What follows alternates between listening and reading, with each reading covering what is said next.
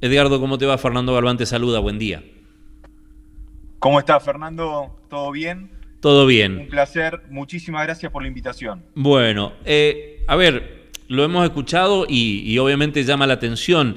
Más de uno está reclamando la necesidad de una reforma tributaria en la Argentina, ¿no? Siempre hemos hablado todo este tiempo de que debemos ser seguro uno de los países con mayor cantidad de impuestos, 160 y pico, se decía en algún momento. ¿Qué es lo que, o qué crees que es factible que vaya a pasar? ¿Es factible que bajen, que efectivamente dejemos de pagar tanto impuesto en Argentina? Yo creo que es factible y es necesario para que se complemente el plan de Milei de atraer inversiones. Uh-huh. Hoy los inversores están a la expectativa de decir a ver qué pasa. Hay herramientas muy buenas como el RIGI que puede alentar a grandes inversores y también a inversores locales, ¿sí? Sobre todo aquellas economías regionales de diferentes provincias que las pueden alentar, pero todos están a la expectativa de que se haga la reforma tributaria, también la reforma laboral, dos Uh-huh. reformas indispensables. Ahora bien, ¿qué hace falta para eso? Fundamental, posicionarse a nivel en las elecciones, en las próximas elecciones nacionales, en donde se va a elegir diputados y senadores en 26 de octubre, y no solamente eso, sino que también va a necesitar el consenso político de parte de la oposición, porque como todos sabemos, para incorporar la reforma tributaria y la reforma laboral se necesita mayoría parlamentaria. ¿Sí? Uh-huh. Entonces va seguramente a tener que cambiar tal vez un poco la visión y lo que viene haciendo y tal vez aparte de la oposición atraerla para que vote a favor de este tipo de reformas, ¿no? Ahora, ¿crees, digo, ¿no? El Congreso últimamente nos está mostrando cómo ha ido reaccionando. Al principio muy atomizado, últimamente un Congreso más homogéneo, una oposición más homogénea respecto de medidas que plantea el gobierno de Javier Milei. Ahora, ¿crees que esa dureza que tiene el Congreso no se debe en muchos casos a la falta de información precisa de qué es lo que se necesita o qué es lo que quiere llevar adelante el gobierno? Sí, yo creo que sí, pero también, a ver, como hay que marcar pros y contras, a nivel económico, las medidas que dio el gobierno en los primeros meses de su mandato y también del primer año fueron muy buenas, ¿sí? Faltó complementar con el tema del consenso político, Uh-huh. ¿no? En algunos casos porque parte de la oposición que hoy está muy rígida en el Congreso y está votando en contra, al principio estaba, ¿no?, con ganas de colaborar con el gobierno. Yo creo que hay que volver a reconquistar a esa parte de la oposición, ¿no?, que tiene una mirada, si bien no es similar en un 100%, pero sí puede llegar a un porcentaje del 70% sobre el rumbo del gobierno, Uh-huh. y alentar porque acá lo que hay que tener en cuenta es lo siguiente: las reformas tributarias, sobre todo, y una baja de tributos, como puede ser del IVA, un consenso para lo que son las eliminaciones de los derechos Sí. de exportación, todo, ¿a quiénes van a alentar? Eso van a alentar las economías regionales. ¿Y por qué lo decimos?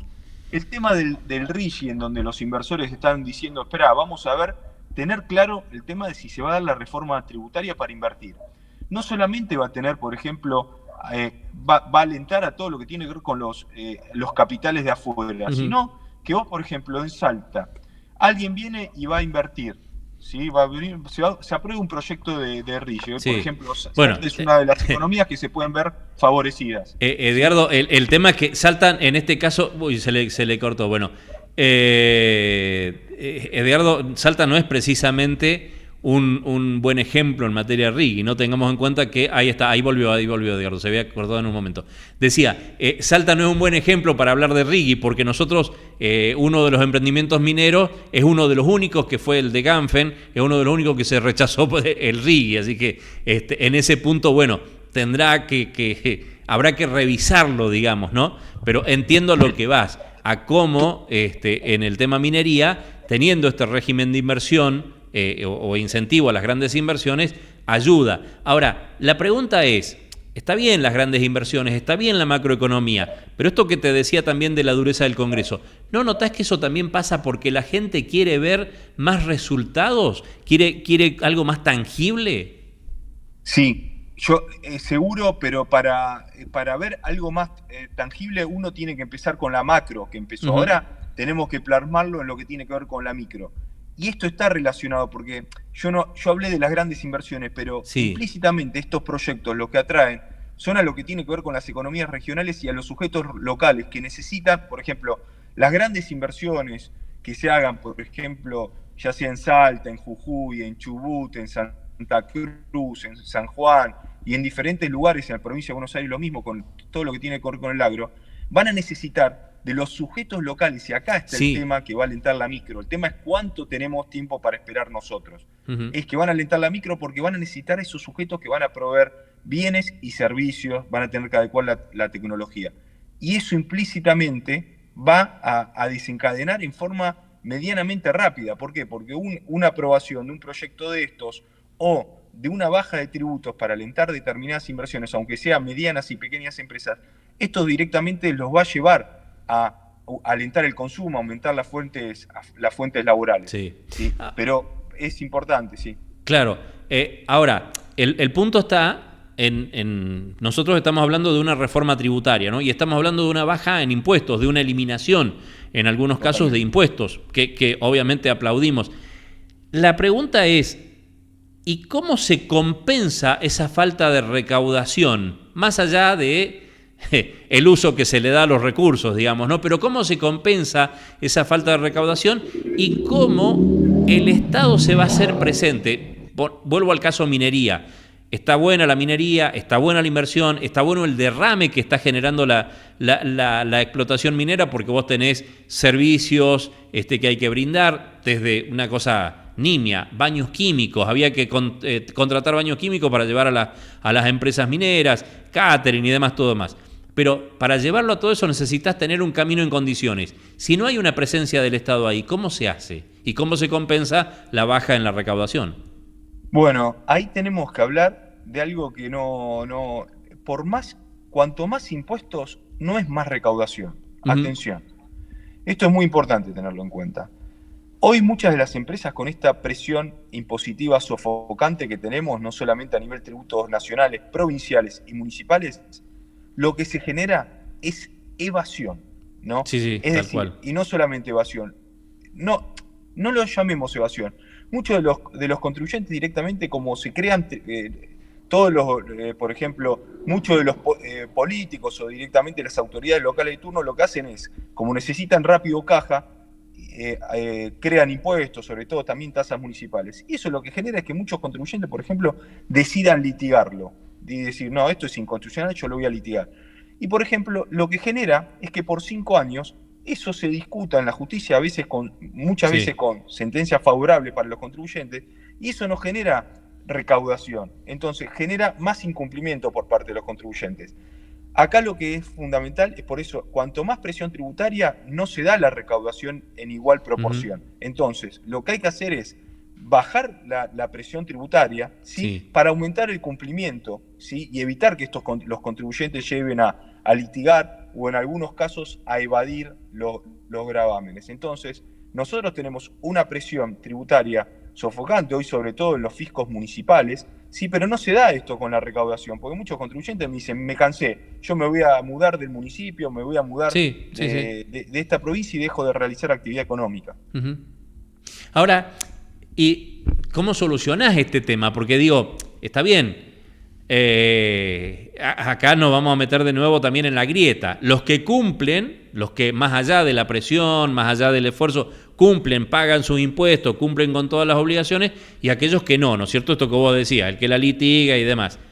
Y después que viene una línea cero y se dice, bueno, borrón y cuenta nueva, de acá vamos para adelante.